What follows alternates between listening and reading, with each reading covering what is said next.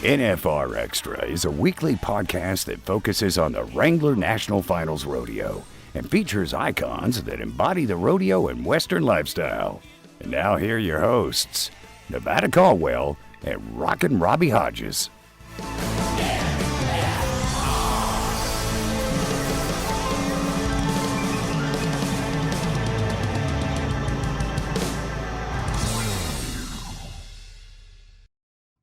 Robbie.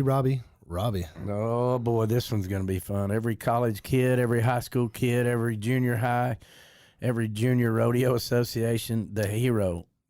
Even the NFR guys. Yeah, I think anybody want to learn something from a champion, right? The illustrious potentate, the grand poobah, the Dale Brisby. Golly. Yeah, so, we dive in with Dale. Ricky Bobby of rodeo. Well, and, not to tell you what to expect from this episode, right? No, heck, I don't know what the hell just happened. I don't even think we had questions lined out for it. This was one of those, like, hey, let's just talk to Dale kind of thing, right? Yeah. It's just one of those one-off episodes that exist that you might need to hear. I don't know. I'm just overwhelmed by his humbleness. Yeah, right. Throughout it and the debt that he has paid, and as hard as it is being a Dale Brisby, I mean, it seems very hard to be at the quality, at the where he is in this world. It's amazing to just where we could get 20 minutes or 30 minutes of him just to talk to us and tell us that knowledge, because he stores so much knowledge, and the world of bull riding is so much more incredible now. I mean, you've got him raising guys like Sage Kimsey, Donnie Gay, Denny Flynn, all those guys, they learned. JB Mooney. That other guy, yeah. Did you notice how he wanted to say DD and JB Bulls instead of JB and DD Bulls?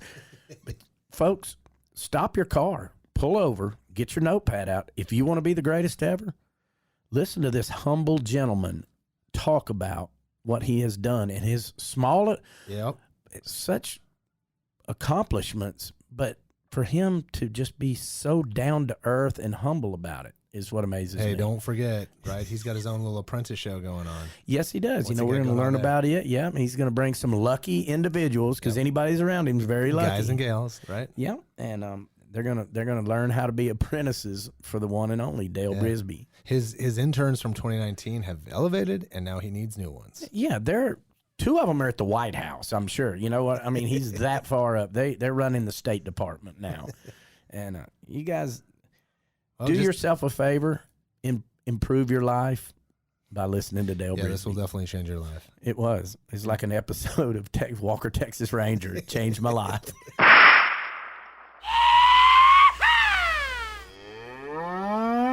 This is Bradland's Bull, the rodeo news of the week.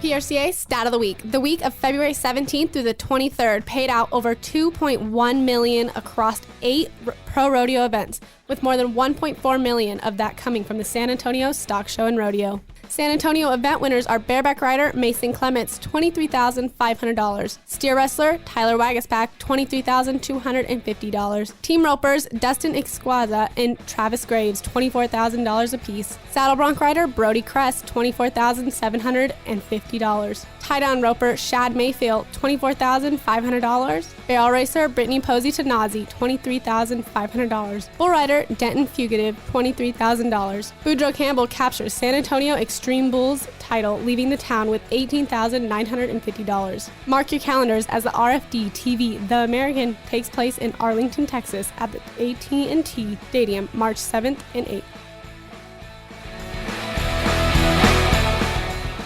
Wherever you listen to the NFR Extra podcast, whether it be on iTunes, Spotify, iHeart, Google Play, or even YouTube, hit that subscribe button so you don't miss an episode. And let us know what you think of this episode or any episode by leaving a comment.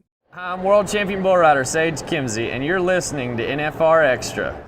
Mr. Robbie Hodges. Man, we've done legends all week, but no they pale in comparison to this next interview here. Yeah, and How did we do this? Well, first of all, we tried to grab him during 2019 Wrangler National Finals Rodeo. Well, that was impossible. How busy this guy was, right? Well, of course. I mean, he was in demand everywhere, every second, every Vegas second during the NFR. Yeah, but we got him, and rodeo season is in full swing. Thank you for joining the show, Mr. Dale Brisby. What about that? Yeah, no problem. You know, I'm all about helping the up and comers, and y'all got a good rodeo going on out there in Vegas, and I'm looking to help it grow, help it mature, maybe into something that I even enter one day. You never know. So that is amazing, and I'm so glad. And we were talking about this earlier before the interview started. The decision you made not to ride there this year, just to make sure that Sage's saga that he's in, to try to get 8 world championships. I thought that was so amazing that you chose not to participate, and I want to thank you personally for that. Well, first off, you're welcome. You're welcome to Sage. You're welcome to Stetson, right? Letting him win the all-around. There was 2 men in Las Vegas, Nevada that could have been at that rodeo, but we weren't because we didn't want to, and that's me and Trevor Brazil. So, looking into 2020, like I said, it's rodeo time all the time. We just got done bucking 2 bulls here on the beaches of Winnebago, and we're about to buck another one. And so I'm blessing you guys with some time in between. But the point is look out, don't blink, because here in about 11 months, we're going to be doing it again in Vegas. I know it. Can you believe that? Right. I mean, and I guess you haven't made the decision yet whether you're going to participate or not. I guess you're going to see how the season's going for those other guys, or is that pretty much? Well, no, I don't really base my decisions on other people. For me, it's all about added money. Guys like me, we don't have to start. So the season ends the last weekend in September. So guys like me, we don't have to even start thinking about rodeo until mid-August. So that's when you really got to look out for DB. Because somewhere around Sykeston, if I'm entered in Sykeston on a Saturday night, that means I'm gonna probably make a run for the NFR. Okay. That's well, that's what we're waiting on to see. I know you used to getting entered on everything on page 22 and 23. That's how you call and enter. And man, I can't wait. Yep. I'm excited. I'm going to Sykeston just to see this. Before we get ahead of ourselves, let's go back to 2019. Let's talk about your rodeo season, Dale. From what I understand, it was epic. It was one for the records. I think there was another guy in there, but man, I think that was all about Dale, was it not? How was that 2019 season? It was great. I just went to those bigger ones. I went to the bigger ones, and so that's why some of y'all didn't see me. If you were at Calgary or Cheyenne or Salinas or Houston, I wasn't there because I was off at some bigger ones, and so. And then at some point along the way, either mid-19 or 98, somewhere in there, the airline lost my luggage, my rigging bag, and you know how hard it is to go through claims and insurance and customs. So I ain't been on a bull in a little bit. I'm waiting on that airline to get back to me.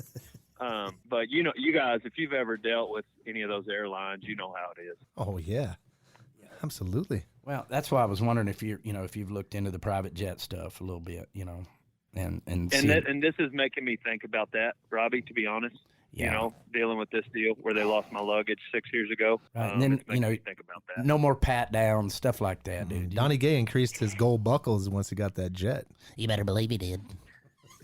Yeah, but the difference in Donnie Gay and me is my humility. So, yes. You know what I mean? Holy cow. Slightly. Sometimes I'll fly first class on them Southwest flights just to be humble.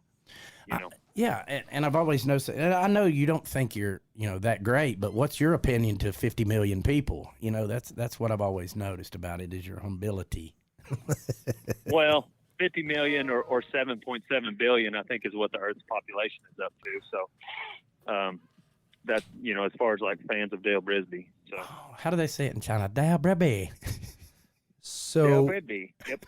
When in how many 90-point rides? I mean, was it just a couple? Was it just every single ride you had? How many 90-point rides did you pull in for 2019? Well, what I had, so this is how this started, Nevada, Indy. That's a great question. And what I do is I usually, my bull riding glove is white. And I got a black Sharpie. I actually got about a dozen black Sharpies in my bag to sign autographs, and I put a little tally mark on my glove when I go 90. And so typically by about springtime, that glove has turned completely solid black from all the tally marks. Nice. And so basically I got this black glove now, and I've run out of room to count my 90-point rides. You know, I'm just so used to hearing 22, 23, 45, and 45. What's that equal? 92 points. Yeah. So that's why that now I'm hearing out, like in the rodeo world, of Dale Zebra Glove Brisby. Is that what that's about? I had no idea. Then that's in April usually. You know, you're a zebra glove. Yep. So, all right. Yeah, call me. Now you know the rest of the story. Yes, Paul Harvey. Gosh, thank you. You know what? I can't stop thinking about that Thursday night bull riding event during the 2019 NFR when there was 90s everywhere. The only person I could think about was you. And where was Dale Brisby? Where was Dale that night? He wasn't there. I was cheering on my compadres that they finally rose to the challenge that their mentor had expected them to. Now, Dale, are you thinking? I mean, I'm not thinking, but are you feeling as Mr. Stetson or obviously Sage? These are guys going to give you a run for your money in 2020, right? I mean, it's always fun to have a little friendly competition, so I'm going to keep it friendly, but they're no competition. So I understand. Stetson's probably going to actually, no joke, come to the house tomorrow, as if anything I ever say is a joke. He's probably going to come by here tomorrow. We're going to put him on a few of the JBDB bucking bulls and see what he's got. And I'm just going to kind of tune him up, getting him ready for 2020. So I'm actually encouraging competition. Oh, that is great. And I got to ask you, when you go down in that locker room, because you're the only, you chose not to participate, but they decided to go ahead and give you a #1 badge with a star on it, at the NFR, your lanyard. What is it like down there with those young kids at the NFR, and they're up and comers and stuff? What is that like to sit and just have their undivided attention? Well, it's just normal life for me. It's something that I don't really know what it, I could ask any other normal man, what's it like to not have that, would be an easier question. Oh, that's good. Sorry, I just got hooked by a bull. Don't forget to close that gate either, Dale. Honestly. Watch out. Yeah. Was that the third bull? You're loading him right now. I can hear that. That's awesome. Yeah. You never know. Yeah. So how long's Bruiser been at your house? I mean, are you going to get on him here in a little bit, or is it out? You don't want to hurt him. Or was that breakfast? He'll be the third bull. Yeah. No. That's kind of that's a warm up bull for me. So Bruiser's been a long time just practice bull of mine that I helped him tune up before they go to the big shows. Yeah, that's good. You put the sheen. We were talking yesterday with Sage about Dale actually. He is the sheen that they put on Bruiser every day when they're washing him. Yes. He doesn't have to. He doesn't wash him. He has hands that do that. That I'm sure. Yep. Speaking of hands, what are your plans for your interns this year? There's been nothing but entertainment with your interns. What's going on with those guys for 2020? So it's funny that you mentioned that. It's actually what we're filming today. They're graduating today from interns to full-time employees. We're going to have an intern challenge. We're going to people are messaging Donnie and Wes, the current interns, applications, and we're going to pick 6 or 8 guys and girls. They're going to come to the ranch and compete to be Dale Brisby's next top intern because it's a sought after position. Oh my you get to learn from the best bull rider in the world. Occasionally even JB Mooney will show up. So that's something that's in the works. He's a young guy I'm kind of coaching on. Nice. So heard about that guy. That's what I'm saying. But no, that's real talk. That's real talk. That's a real competition. We're going to film it all, be on my YouTube channel. So nice. These interns will be employees of Rodeo Time, and they'll get only the best, $20 a day and all the water they can drink. That is awesome. If I promised, can I just hide in the barrel? I just want to watch. I want to learn, and I would love to do that. I might just come down there with my barrel, free, of course, or I'll pay you, whichever one you choose. Yep.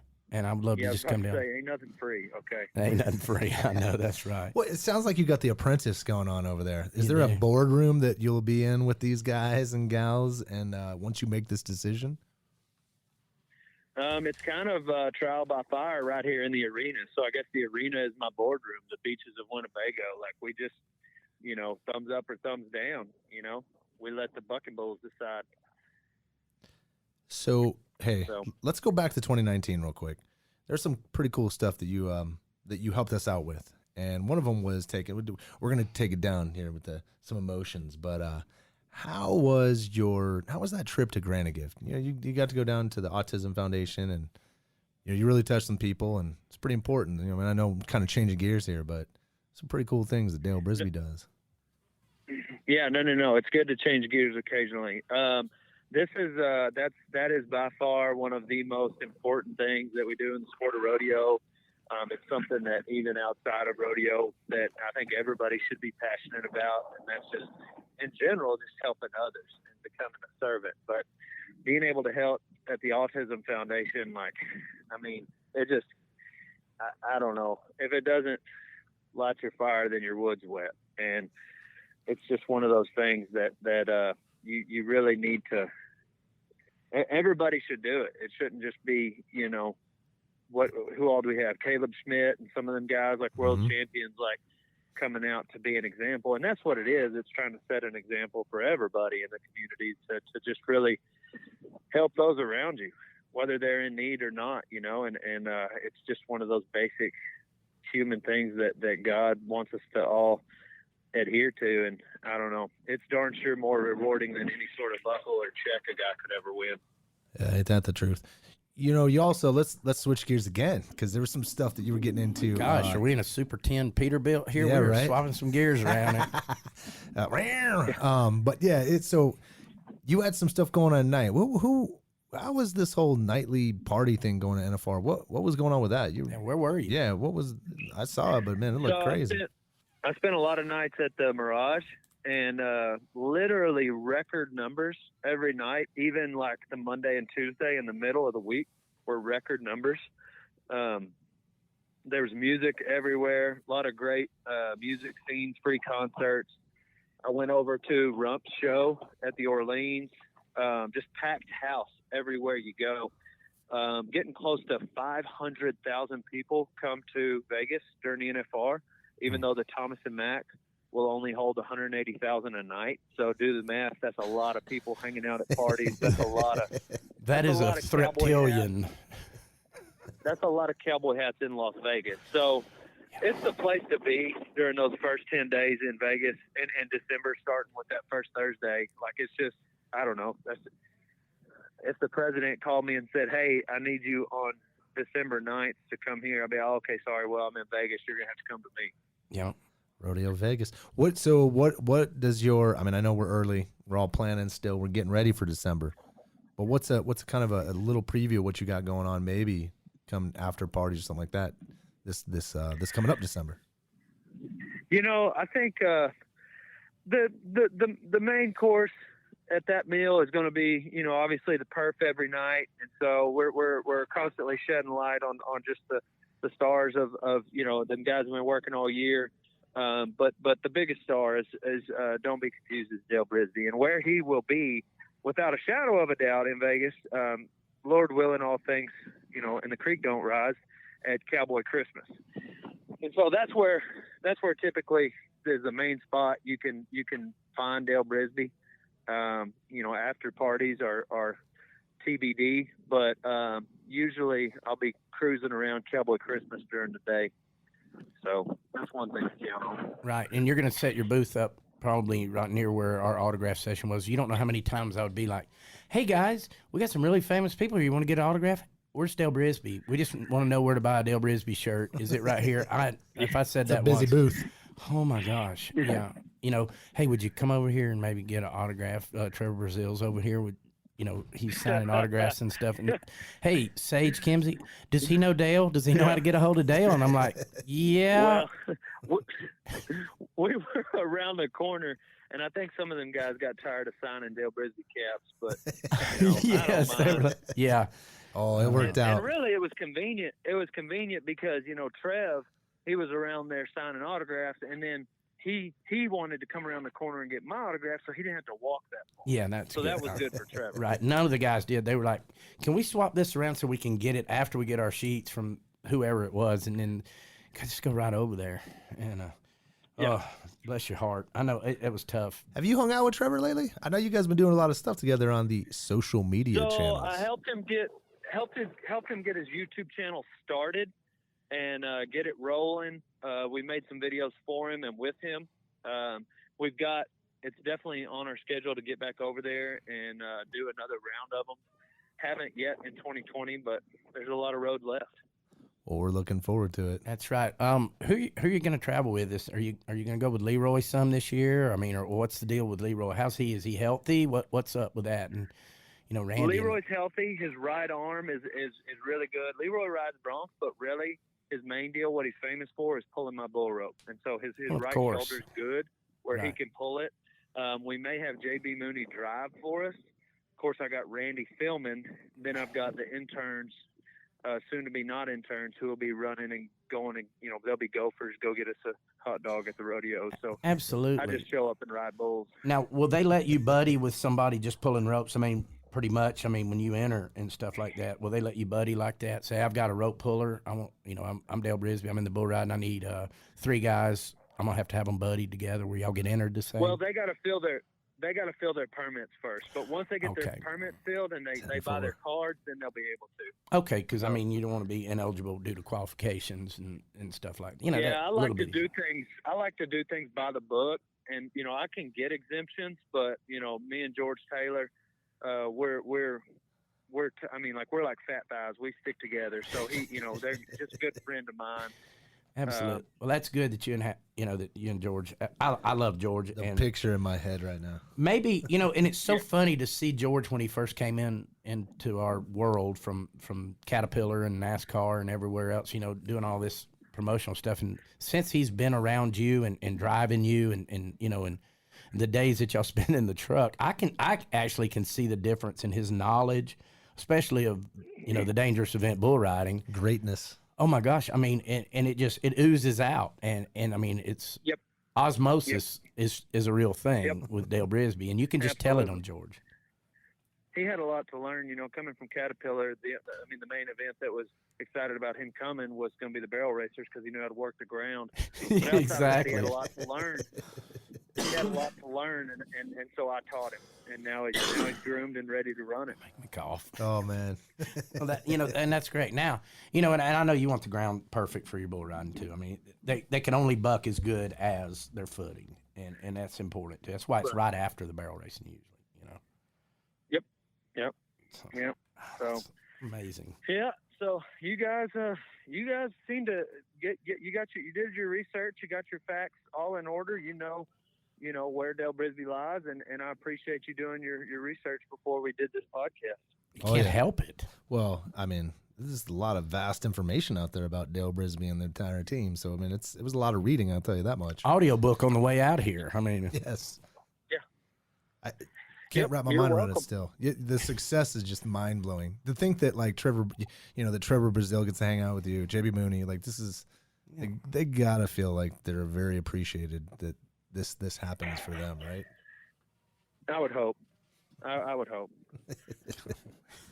Well, hey, we know obviously you're a busy guy right now, Dale. We can hear it in the background. I know you got more bulls to ride. Watch your elbow. I can hear that horn coming through the center. Sorry, he's kicking in the gate.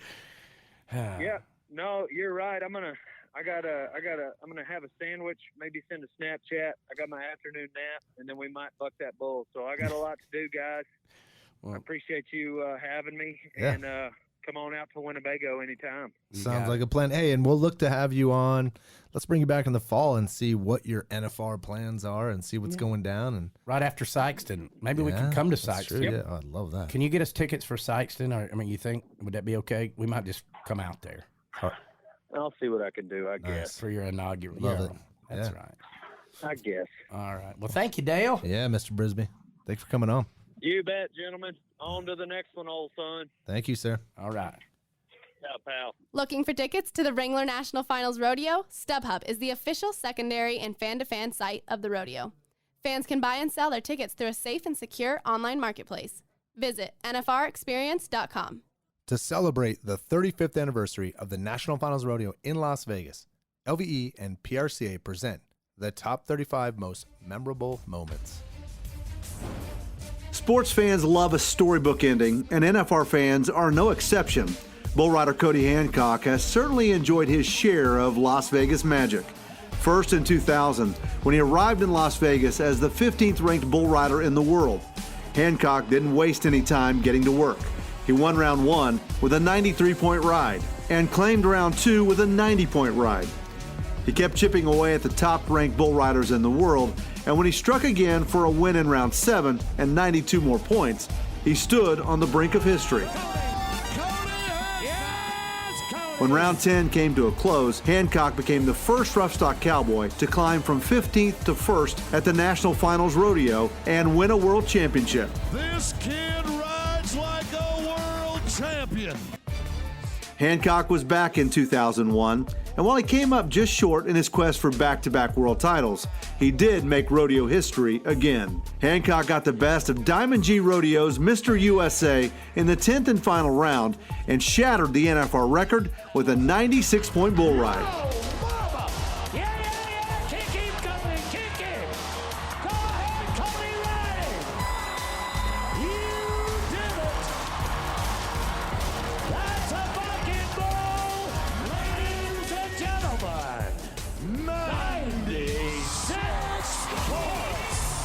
Nearly 2 decades later, Cody Hancock's 96-point ride still stands. Hi, I'm 23-time world champion cowboy Trevor Brazil, and you're listening to NFR Extra. We're joined by VP Corporate Marketing of Las Vegas Events, Mr. Bo Gardner. What's up, Bo? Hello, guys and gals. How are you? Well, thanks for joining us. Thank you for the opportunity. Yeah. And this is one of those things where I think we're going to get our fans to get to know Bo. It's a boring story. No way. It's no, not boring. not at all. I obviously got to work with you quite a bit, got to co-host with this show. Thank you for picking me up and carrying me through the conversations and learning rodeo. He took the lead. It was well-deserved. He does a great job. He with does it. a fantastic job. Well, the fun part about this is exactly what we're getting ready to get into. And then you're learning these stories, learning people like yourself, learning all the people that we got to learn, right? And it is learning. You Yes. get to know, but I think learning is a big key here because the rodeo world is loaded with a lot of definition, and you got to learn the rodeo world. So let's start off with you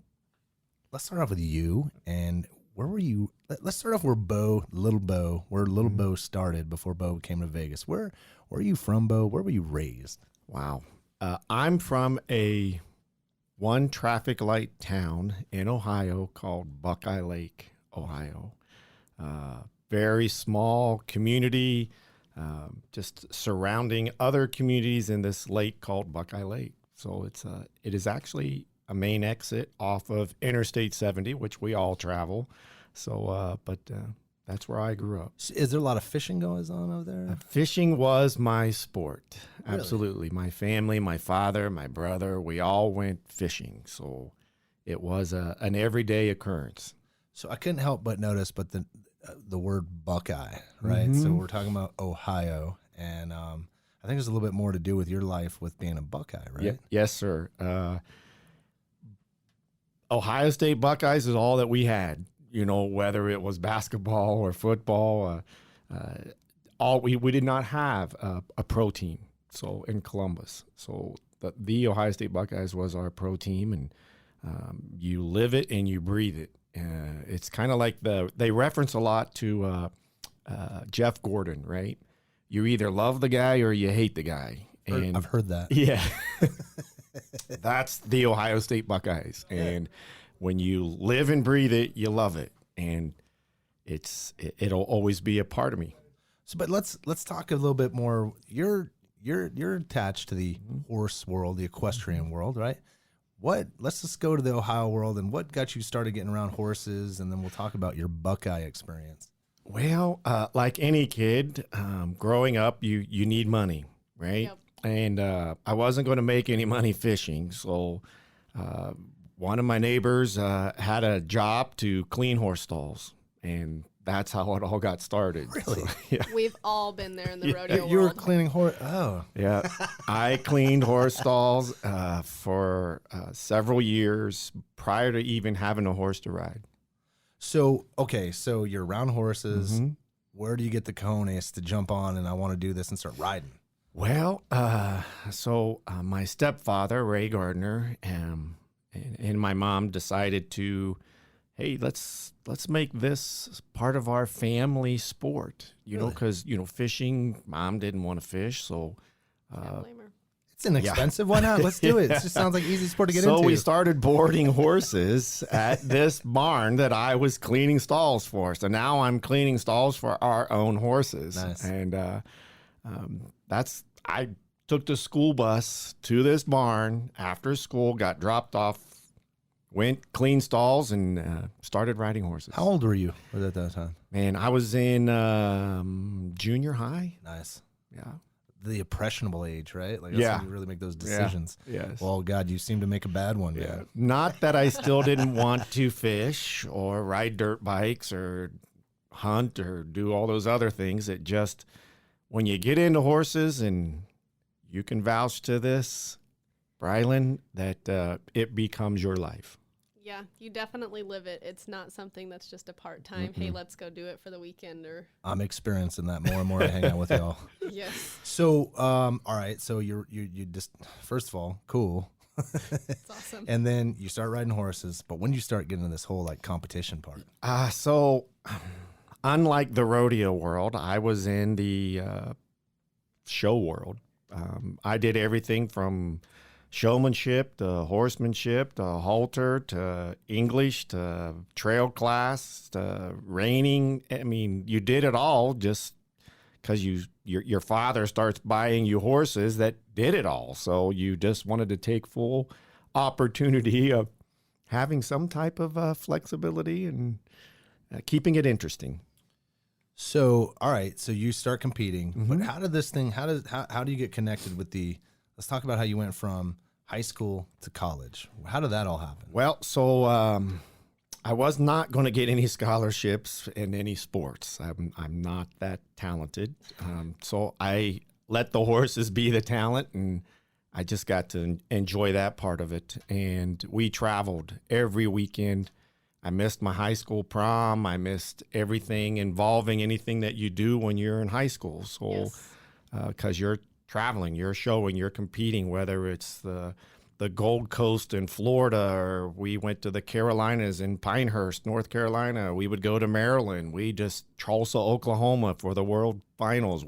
That's just was our life. And my parents drove the Airstream behind the 6-horse trailer that we hauled, and that was our life. And so I was offered a scholarship through the AQHA.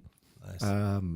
And I decided to not give up horses. So I went to a branch college for Ohio State, which was there in Newark, Ohio, not far from the house. So I was still able to compete and go to college. Was tough, but I had to maintain a 3.0 GPA just to keep the scholarship. So, studying on the road. Yes. Literally, you have no idea how much studying goes into it. Real quick question. So when you're going to these competitions, is the environment similar to like a rodeo kind of? It is. It is. Because obviously there's several different events in a rodeo. There's several different events in this competition also. Yeah. So you had those that excelled in English and trail, and then those that excelled in horsemanship and pleasure and halter. So there's still cliques within whatever you're doing. Yep. Team ropers, do they really hang out with barrel racers? Not really, but not typically. No. So yeah, you still have those cliques, but because I competed in as many of them as I could, I tried to just get along with all. Yeah. So, he still is that way. Absolutely. I love the story, getting to know Bo. So here you are, competition, get to school, you're at a university, the famed Buckeyes. So then you're done, and you decide to go to Vegas. Wow.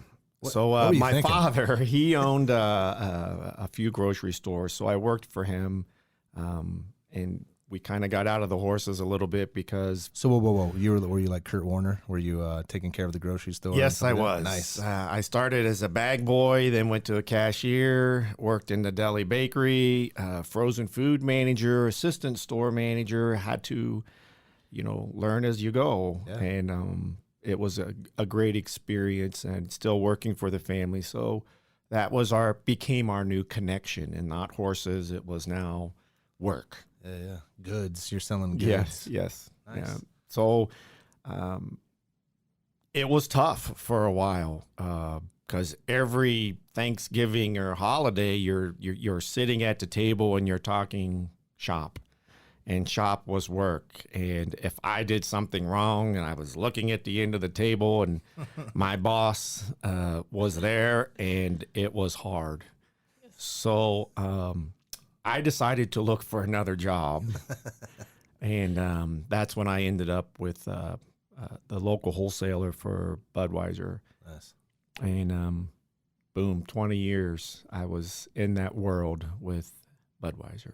So what? Okay, so what? How did it come to Vegas? What were you thinking? Well, Like, coming to Vegas was through wasn't my choice. It was a choice made by my partner in life at that time, and I just went along with it. It was hard because, as I just said, my whole life was family, and I was leaving them all back in Ohio. There's nobody or nothing for me in Vegas other than my partner in life and my job. I couldn't even imagine going that far away from my family. Yeah. Yeah, no, but hey, I think of what Bo's done. I mean, we're going to find out more about this, but I mean, it's obviously it worked, right? As we're having this conversation. So that leads into this. I mean, won't talk about the Budweiser too much. Yeah. Coors. Coors. We know you're out there. I'm sure one of the guys are listening. It's just part of the story. This is part of the story. They all know. Yeah.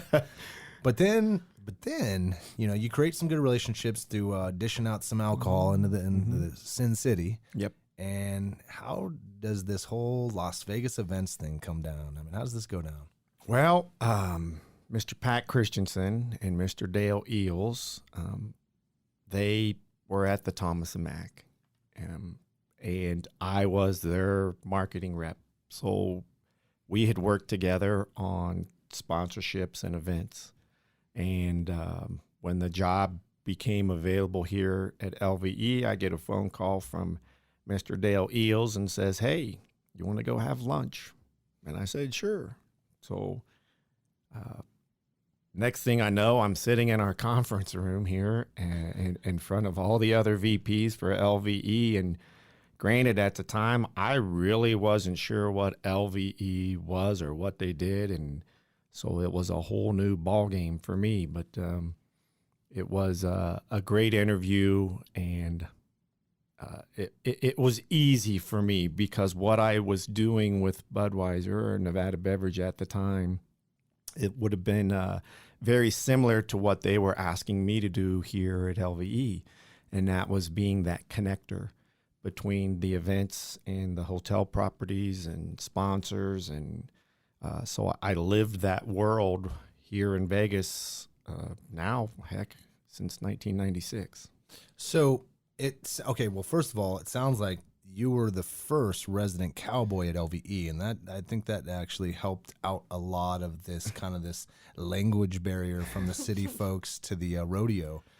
You've definitely become that connector. There's no doubt about that. Yeah, so I think Briley might get this a little more than most because even though I was a quote-unquote cowboy, I knew how to saddle a horse and obviously clean horse stalls, and but my family provided for the vets and all the technical stuff that I wasn't required to learn because we paid somebody to do it. So some of the cowboys that you define them as cowboys, they know how to do all this stuff. It might not be the right way or the best way, but it was their way and they knew how to make it work. So that's a cowboy, right? That to me is somebody that can just look at a horse or look at a situation and say, hey, to do this right, this is what needs to be done. And I really didn't have that knowledge because it wasn't expected out of me. We paid people to do that for us. So today I'm learning. I think being a cowboy is being able to learn how to make these decisions with an animal that sometimes in split seconds. Yeah, that you have. They're not going to tell you how they feel or what you are doing wrong, so that you can get them to do what they're supposed to do. So I learn that every day. So the job of a cowboy is never done. No. It's always evolving and learning. Yeah. I mean, when it came to the different types of hay, your Timothy and I mean, whatever, alfalfa, the mix, and there's just so footing. Yeah. I mean, all those details. We still call it dirt. Yeah. I never worried. I didn't have to make those decisions. They were made. So, and now I'm involved in those decisions, whether it's being a general manager for the Junior World Finals or living at the ranch in Dewey, Arizona with my wife who knows all this stuff. So, so all right. One thing I didn't ask you along your trip to Vegas. Yeah. When was your first rodeo? Your first NFR? Oh my gosh. Wow. So when I moved, prior to moving to Las Vegas, I made a trip out here in December.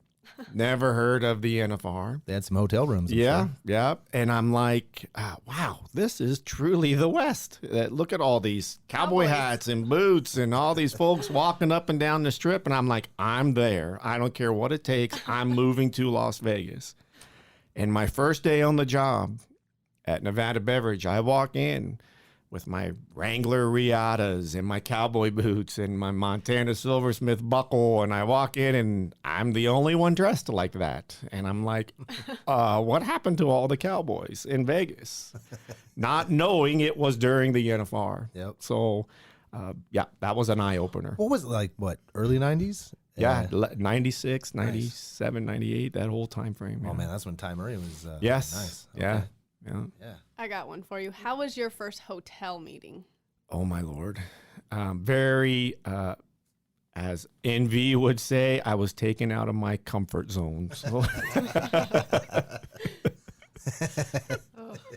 Okay, so let's talk about, what do you, now that we kind of painted this picture of the road to Vegas for Bo, now you're here, you've been doing a good job with LVE. What is it, what do you do here? I mean, and you don't have to super define it, but what's your 2-minute pitch of what Bo does at LVE? Oh, man. I tell you what, I answer a lot of emails and get on a lot of phone calls, but working with this team at LVE has made it easy. Everyone here at LVE has their own stories and experience and expertise that, you're not expected to know everything about all that is taking place here at LVE. But it's exciting to learn. Pat Christensen's great about giving you the reins, right? And saying, here, go make the best of it. And sure, you're going to make some mistakes and not make the right decisions, but you learn from it, you critique it, and you move on. And that is what we do every day here at LVE. So we go through NFR critique meetings starting the week after the event, and we talk about it every single week, what we could do better for the next one. Yeah. Those are some tough meetings. You gotta. I try to tell anybody. It was kind of a sidebar, but I mean, in these critique meetings, whatever areas you just spoke of, your specialty or whatever it is, it's going to be a topic at some point in the critiques, and you got to have tough skin with the team, knowing that criticism is good, and it's only there to make you better. It's not being negative or anything like that, but it just shows. Yeah, you're right. I mean, it really, I think, melds our team together once you understand the importance of that thing. He challenges each and every one of us, and there are times, obviously, when you want to bite your tongue because you think you are doing what is right, and he points you in a direction and says, are you really sure you're doing what's right? And now you got to take a step back and think about it, which is great for the city and for LVE and what we do and what we're here to put the butts in beds, right? That's ultimately our goal. Yeah. So then you bring that up. So clearly, you work in the sponsorship area. And a lot of the sponsors know who Bo Gardner is, and a lot of the contestants now know exactly who you are. But the other part, as you just brought up, the butts and beds. Explain this whole hotel thing. Like, what, I know, there's some other caveats to the partner you said, Dale, who gave you the call, used to kind of carry this torch. So explain this whole hotel thing in the NFR. And Envy, and we all know there's no other event in Las Vegas that is a true citywide event like the NFR. I mean, when you have the opportunity and the interest from 20 plus hotels surrounding one single event, because in the time of the year, December, there's a need.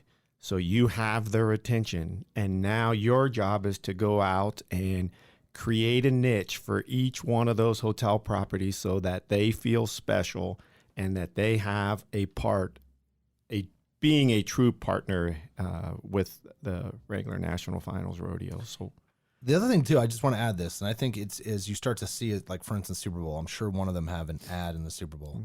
These are big brands. Huge. MGM, Caesars, they're like Wynn. These are gigantic brands.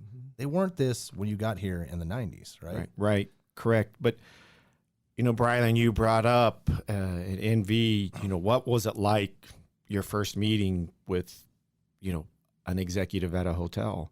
And it was not my comfort zone. But when you're going in there and talking about sponsorships or an event that you have a lot of knowledge and passion for, you're now just talking to another person, and you're just trying to teach them what they can do to get the most out of this event. And it is sometimes frustrating because you're talking to them at a level where it's like being in a classroom, right? When you go and you're in a physics class and that guy's up there standing at the chalkboard and he's writing all these formulas on there, and you're looking at him going, what the heck is he talking about? Well, I'm sure that some of these folks in these hotels, this is new territory for them. So I don't mean to say this negatively, but you have to bring it down to their level so that they understand ultimately that, hey, your return on investment, this is how we can bring this to you. You're participating in a citywide event that brings over 500,000 people to Las Vegas over the 2-week span. And you keep putting that in front of them and letting them know that you're on their side. You're here to represent them. You're not here to represent the event. You're not here to represent a sponsor. You're representing them. And you just say, what can we do for you to make this work for you? And yeah. Well, and I think the tough part too, and I've been a part of these meetings, and what I realize is, we're sitting there talking to them for about 14 days. Sure. And they have to worry about 351 days besides those 14 days all the time. Yes. And that's the tough part, to kind of get in the middle of that conversation, right? Like, yes. Because they're probably thinking about that month that our job, right? We start the day after thinking about the following year for this event. And they don't start thinking about this event until 3 months, maybe, September. If you're lucky. Yeah. So it's difficult. So you have to respect that. We at LVE, when we go out and we do our fulfillment packages with these hotel properties, you get an hour. All right. And you hope that you're saying the right things to them to make them feel good about what they did the year before and what the opportunities are for them in the net following year. So that you got to keep it simple and respect their time. Yeah. And I mean, clearly they love being a part of this, and they express that. And there's some to show. So how has it been working with, like, I'll just give you some examples of what you've done, connecting Mirage and Rodeo Vegas and, the guys over at RMEF. Like, explain a little bit of that kind of relationship. That's an interesting relationship. So what's great is, and Brian, you being new into this, and I think you get it, is you become their friend. Yeah. Yes. So many relationships are built. Yeah. You become their friend. I am friends with Steve Decker at Rocky Mountain Elk Foundation, and I'm friends with Luke over at the Mirage. And you get together and you talk as friends, and you say, hey guys, what do we want to do this year?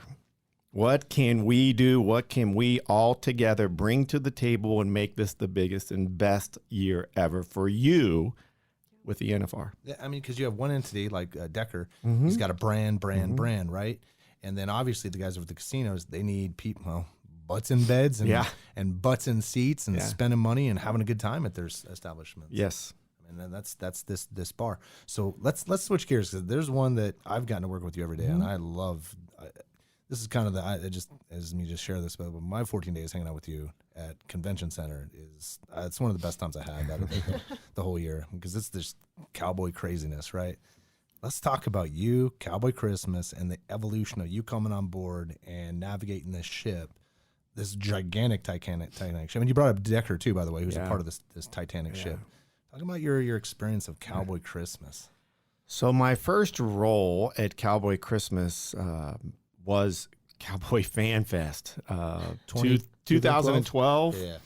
And Pat had this vision of a rodeo way with this old Western themed town. And I mean, I was having meetings with an architecture, and I'm like, I have never done this, but he puts you in these uncomfortable situations, and it becomes fun. Yeah. Because you're learning new things and meeting new people, and you're trying to put this puzzle together. And, you know, I was with Budweiser. I'm like, we got to have a banner. We got to do, and I'm, oh my Lord, we have to have a lot of banners. We have to have a lot of signage. We have to now worry about programming on a live stage. And what do you mean we're going to build an arena? How do you do that? You know, and on the second level. And what do you do with it? What do we do with that arena upstairs? So there's a lot of questions and a lot of challenges, and each year, with the help of the industry and those that are professionals with every little piece of this, whether it's making a phone call to Prefert and saying, hey, I need an arena. And they call back and say, well, we need to know this, this, and this. I can't help you there, so I'm hoping you can help me. And it's just fantastic amazing how it just all works out. And it all came together. And you experienced the first one, and each day, I mean, you don't sleep, right? No, not at all. Because you're worried about, oh my gosh, did I tell this person? Did I send that email? Yeah. So you're going crazy. You're driving yourself crazy, but you look around and you got to look at it and say, everybody else is in the same shoes I'm in. Envy, he's not sleeping. He's worried about his responsibilities, and Brylan and oh my gosh, Michael Mack. I mean, are you kidding me? Yeah. Well, these guys are heroes, and for what they're able to pull off, it's crazy. But at the end of the 10 days, you're giving yourself and everybody else around you a pat on the back and saying, hey, great job, guys. We survived. Get ready for the next year. Yeah. So with this Wrangler Rodeo Arena at Cowboy Christmas. Yes. Clearly, you know, what was one of your favorite events? Before where we're going to get to, what was maybe one of your most unique, I guess, acts or events that you put inside the arena? I tell you who's been with us since day one, and that's the miniature bulls.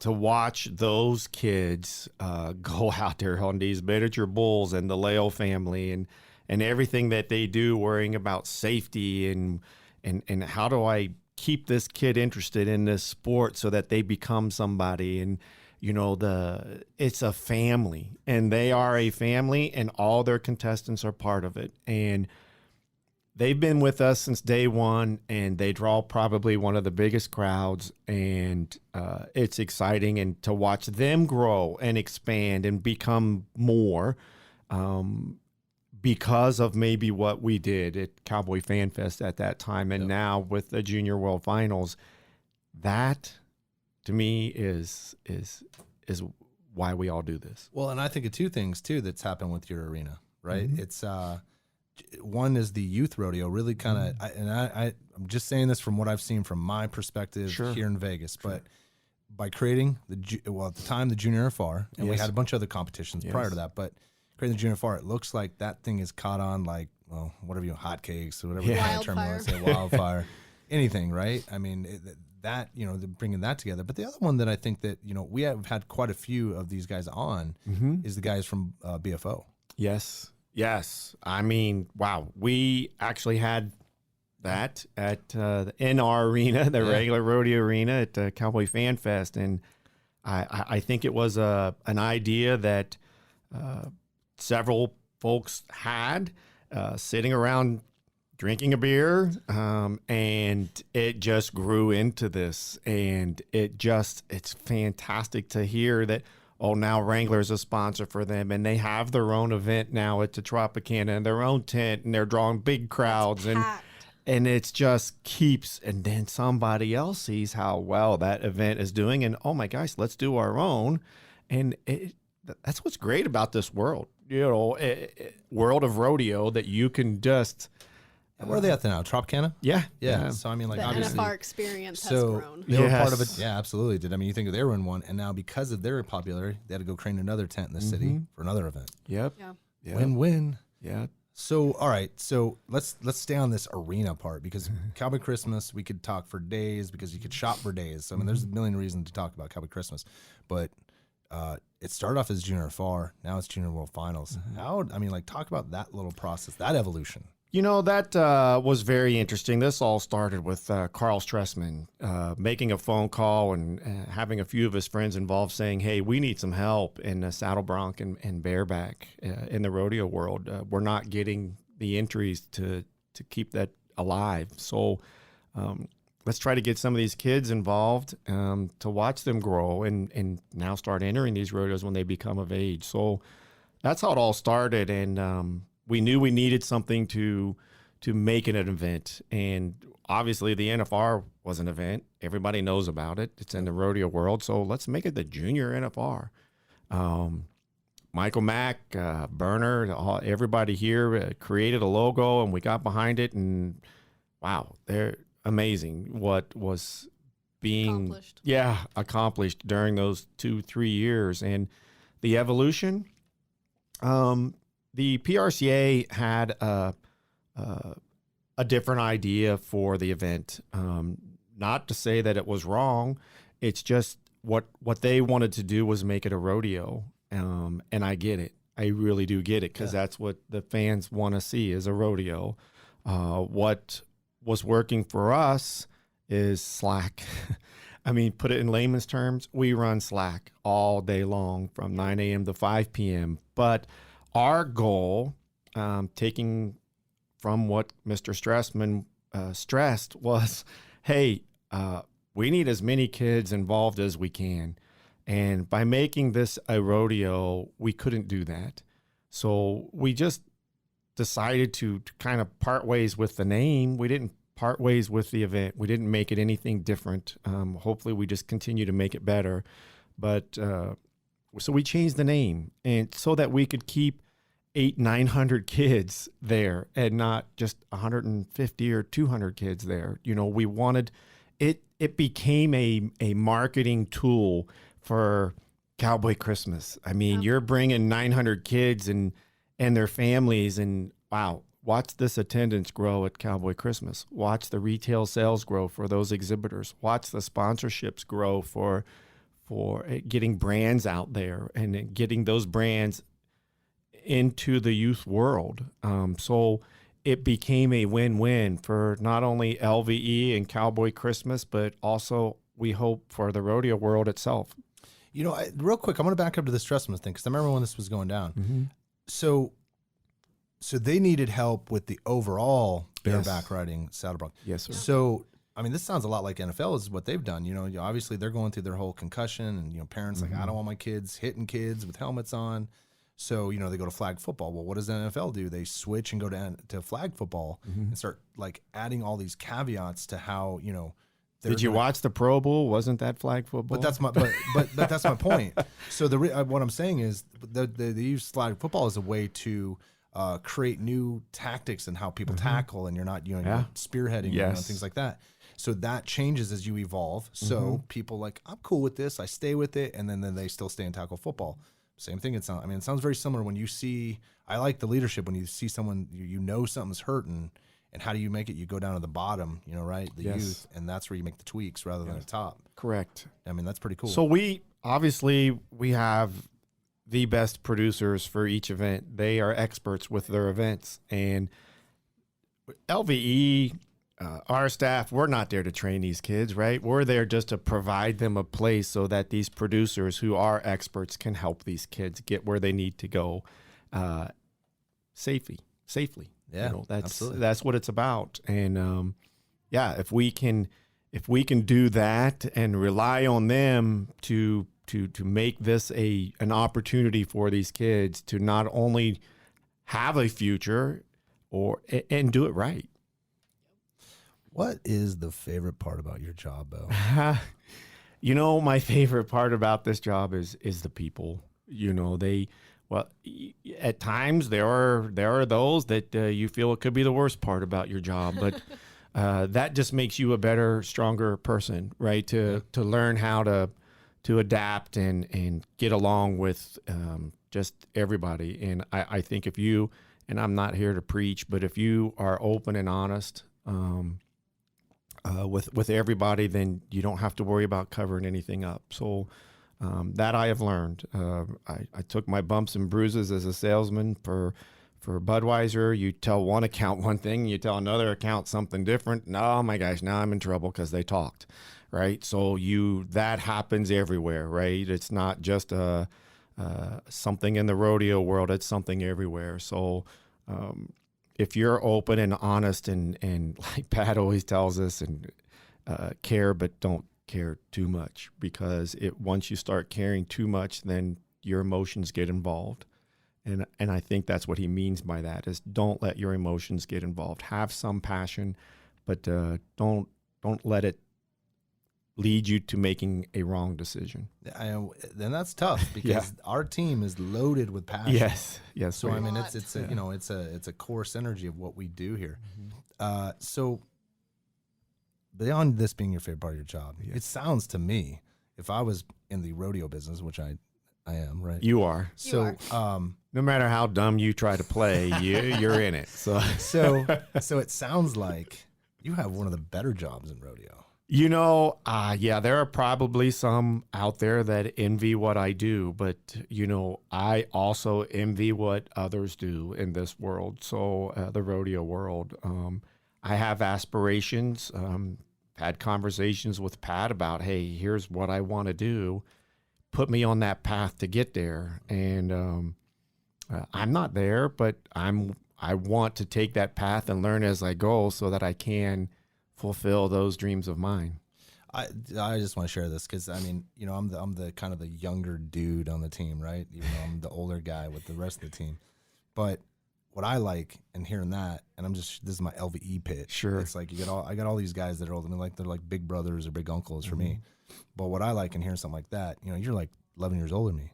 What I like hearing that is you're still like, I don't want to give away your age. I think you're like 42 or something like that. But it's your passion that I'm not done yet. I'm not. You know what I mean? I like that. That motivates the heck out of me. Not done. Yeah. I have a lot to learn, and I want to. And I think the experiences that I have the opportunity to learn with right now, whether it's at the ranch in Dewey, Arizona with my wife, or here at work, or at another rodeo, I want to absorb it all and help me get down this path. Yeah.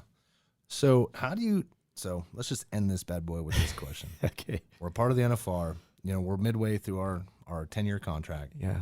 Where do you see NFR, like this evolution of it? I mean, there's a lot going on with it here in the town. Where do you see it going? And you don't have to have a complete answer. But.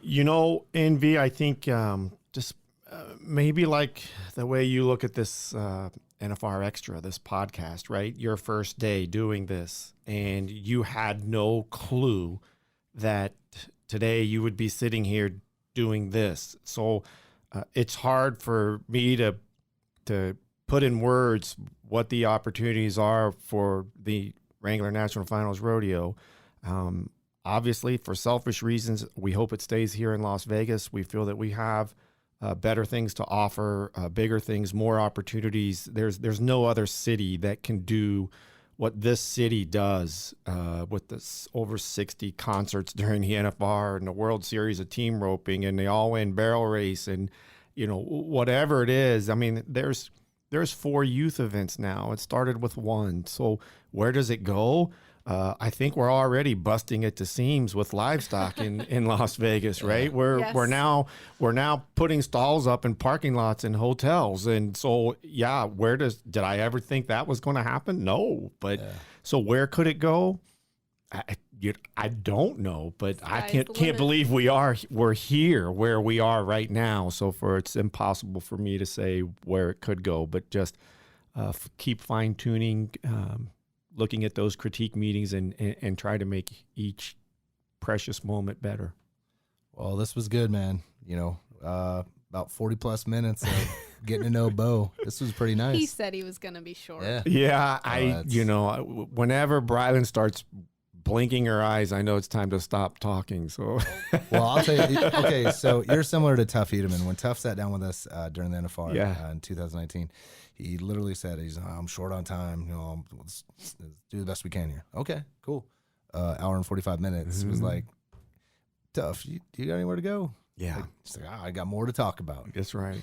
And that's why you say what I said is the people, right? Yeah. Because you get to know everybody and not just what somebody says about that person, but if you have the opportunity to sit down and get to know somebody, you have a deeper respect for not only who they are, but what they represent in the rodeo world. So that to me is gratifying. I want to share something. I didn't bring this up earlier, but a friend of mine, this is during a holiday party I was at, and they had stumbled upon, they're in the ranching world, like from Brocker, right? Mm-hmm. Yeah. So, and it was funny. We're at this holiday party, and the one of my friend's wife, who's from Nebraska, right? She says, "Oh my God, you were like talking to like the king of ranching. Like, do you know who you were talking to?" And I was like, "Wait, Randy Brock? Are you talking about Randy Brock?" She goes, "Yes." Yeah. It's like, oh, I lit up. Like, I got all like blush because you introduced us to him. Yes. And it was so cool to when we talk about this niche business for someone who I've known Andy almost 20 years, for her to bring that up randomly, it blew my mind of what we're accomplishing here and what you started with us and what we're continuing to do. There's a lot of modest people in this industry that have stories to tell and share, and you're very fortunate to get some of those stories out of them, and some of them that may never have been told, that they kept within themselves because that motivates them. So, but when you're able to share it, like you guys are sharing it, then that's, hopefully motivates a lot more other people. Yeah, I totally agree, and I look forward to this whole 2020. I mean, that 2019 was a blast, and the more you get into this rodeo business and meet more people and your network grows, you feel better about yourself. Yes. So. Yes, you do. Well, they make it easy. Yeah, they do. They do. They're full of stories. It's amazing. Yeah, no doubt. Well, Bo, thank you for coming on the show. Thank you, guys. This was fantastic. Thanks, I appreciate it. All right, man. Howdy, I'm Bob Tallman, and this is NFR Extra. Thanks for listening to the NFR Extra podcast, and make sure to give us a rating and review on wherever you listen to NFR Extra. For more information regarding the Wrangler National Finals Rodeo, visit nfrexperience.com and follow Las Vegas NFR on Facebook, Twitter, Instagram, or YouTube. NFR Extra. All dirt. All rodeo. All year. Gotta make it out to Vegas, where the big boys roam, with the rovers and the racers and the bulls and the broncs, and the ladies in the skin-tight wranglers and the cowboy hats.